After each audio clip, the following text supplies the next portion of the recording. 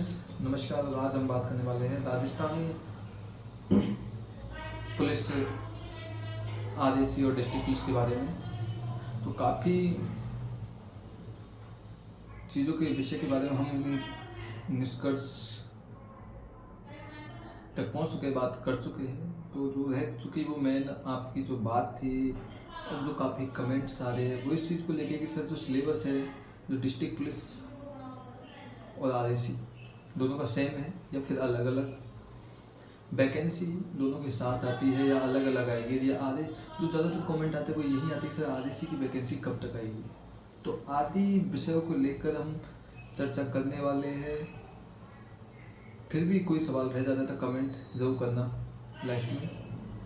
चलिए पहले हम बात करते हैं इसके सिलेबस को लेकर। तो जब अब से पहले जितनी भी भर्तियाँ हुई है,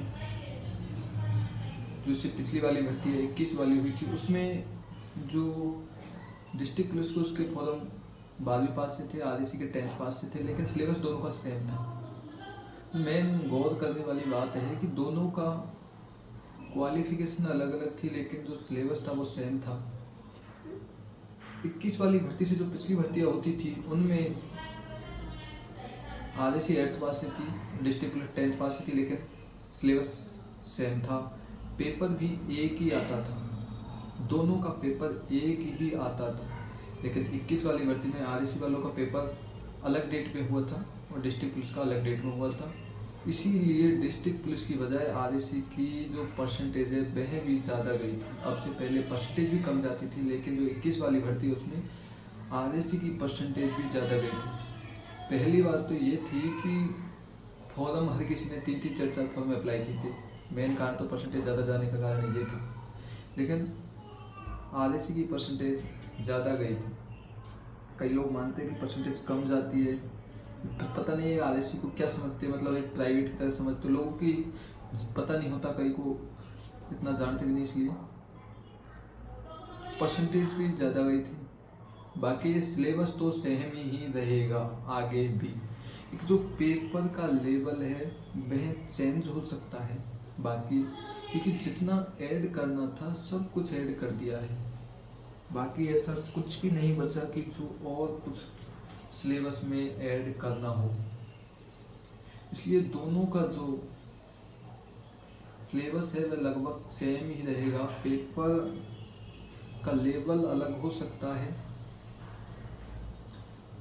रही सीईटी की बात, तो अभी तक आरएसी में सीईटी का कुछ भी नहीं दिया है, ना होने के चांस है कि आरएसी तो सीईटी से बाहर ही है, कंफर्म है।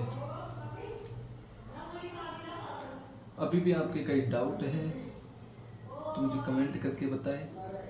लगभग आपके डाउट क्लियर हो चुके होंगे। मेन चीज़ जो सिलेबस को लेके थी। इसके अलावा जो वैकेंसी वाला मुद्दा है, तो वैकेंसी आएगी तो दोनों के साथ साथ ही आएगी। पद दोनों के अलग अलग होते हैं।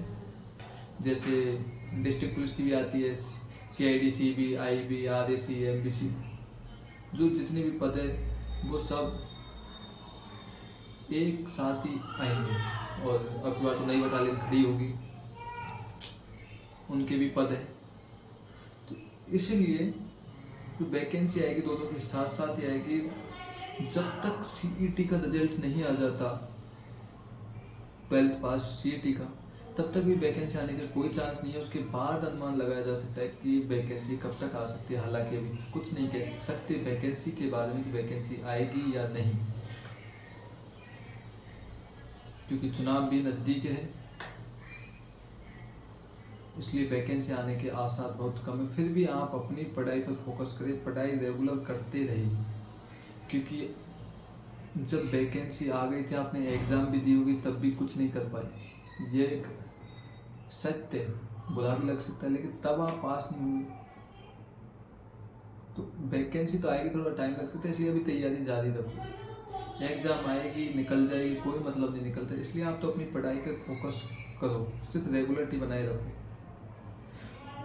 बाकी वैकेंसी कब आएगी, सैलरी कितनी है, आरएसी बेस्ट है या डिस्ट्रिक्ट पुलिस बेस्ट है, ऐसे क्वेश्चन कहाँ पे आते हैं। तो मैं तो यह मान के चलता हूँ कि जो टाइम पे जॉब मिल जाए गवर्नमेंट, वो सबसे बेस्ट होती है। आज के टाइम पे, आज के समय को देखते हुए जो टाइम पे मिल जाए ना, वो सबसे बेस्ट है।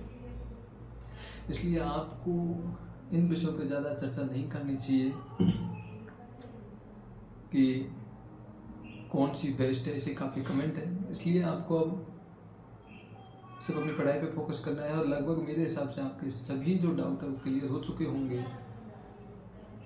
सिलेबस से लेकर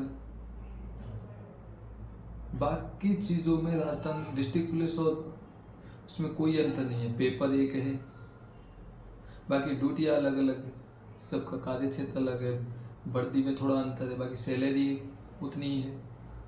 इसलिए आपको तो जो भी चॉइस करनी है वो वैकेंसी आने पर आप अपनी चॉइस भर देना, जो आपकी फेवरेट हो, जो डिस्ट्रिक्ट पुलिस RS जो भी हो। लेकिन अभी प्रेजेंट टाइम में पढ़ाई पर फोकस करें। फिर भी आपका कोई सवाल रहता तो मुझे कमेंट करके ज़रूर बताएं। फिर मिलते हैं किसी नेक्स्ट वीडियो में। तो चलिए फ्रेंड्स, आज के लिए इतना ही।